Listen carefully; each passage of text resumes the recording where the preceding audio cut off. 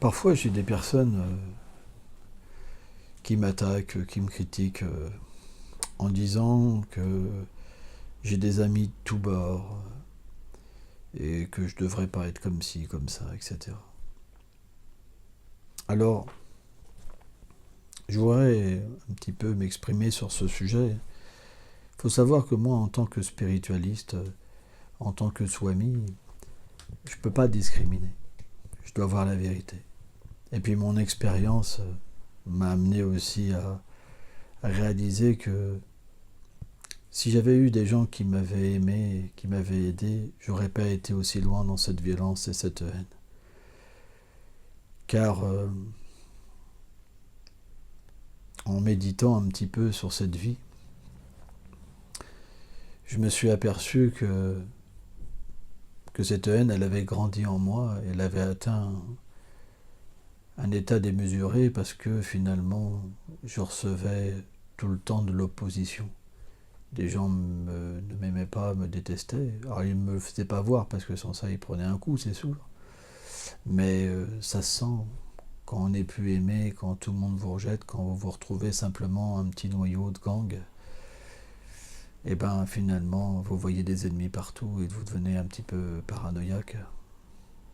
Et ça laisse des séquelles. Et je sais que j'aurais eu des gens qui m'auraient compris pourquoi je souffrais, pourquoi j'étais dans cet état extrême. Et ben j'aurais pas dérapé autant. Donc je suis là pour des gens qui sont dans des états extrêmes. Je les comprends. Je suis là véritablement comme un frère, comme quelqu'un qui a envie de les aider, comme une personne qui peut être une soupape à un moment de leur vie et qui leur offre un moyen de trouver une autre voie, une autre façon de s'exprimer. Moi, je ne rentre pas dans la croyance des gens. Quelqu'un a le droit d'aimer son pays, quelqu'un a le droit d'être comme ci, d'être comme ça, mais la personne ne doit pas se détruire et détruire les autres. Et c'est ça qui est important. On doit avoir des idées qui sont matures, pas destructrices. Elles doivent nous permettre de nous construire. Or, j'ai remarqué que beaucoup de personnes qui vont dans des extrêmes, à un moment, ils sont véritablement détruits, ils ont du mal à se reconstruire parce que la vie, ils ne la voient pas comme les autres et c'est difficile. C'est pour ça que je suis là. Et puis aussi, par mon expérience personnelle, ça n'a pas été facile de m'en sortir. C'est des années de pleurs, de combats. Tu sais, quand je vivais un moment dans un monastère, il fallait que je sorte dans un parc des fois pour hurler, tu vois. Parce que quand quelqu'un me parlait mal, je voyais que je lui mettais un coup de tête, un fauchage, je lui pétais la tête, tu vois. C'était un flash, quoi. Et puis j'étais là, non, pitié, tu vois. Et ça me faisait souffrir. Et surtout que j'étais dur. Tu vois, j'avais une équipe, j'étais comme un légionnaire, tu vois.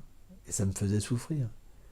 Je me rappelle la nuit, j'en pleurais, tu vois. J'en pleurais parce que je ne savais pas être autrement, je ne savais pas être doux vraiment, quoi. Donc je sais ce que c'est d'avoir été un voyou.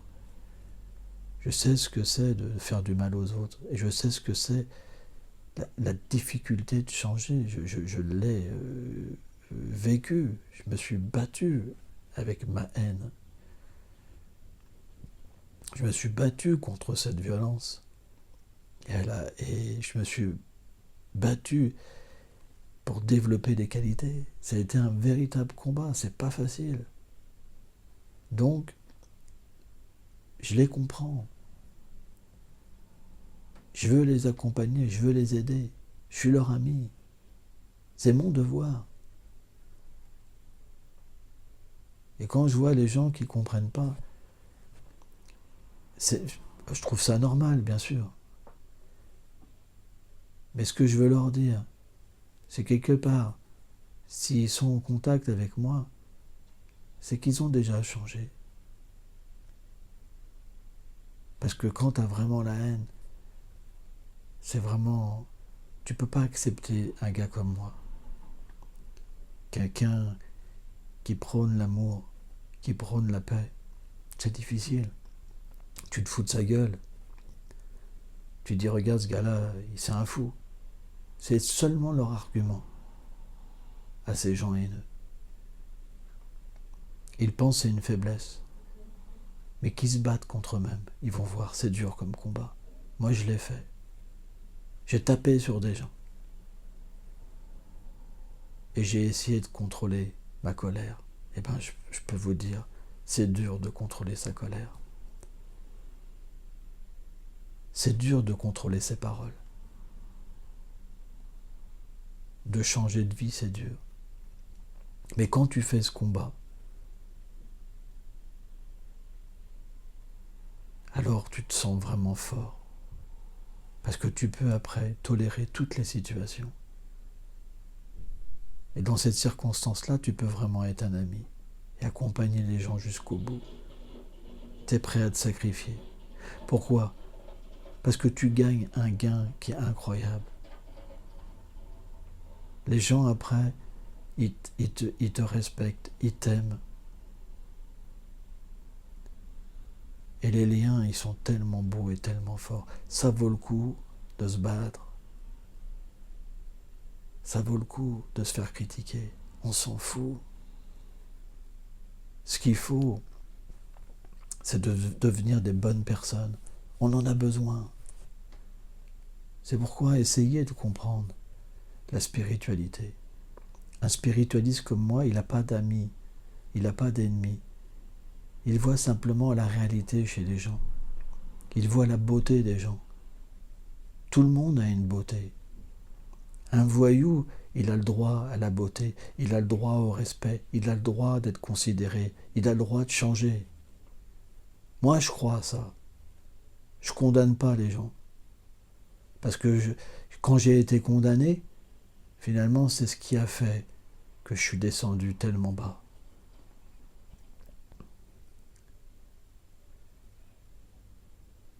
C'est pourquoi je condamne personne. Je tends la main aux gens. Après, ils la veulent ou pas. Mais je laisserai tomber personne. C'est important. Et d'autres le feront.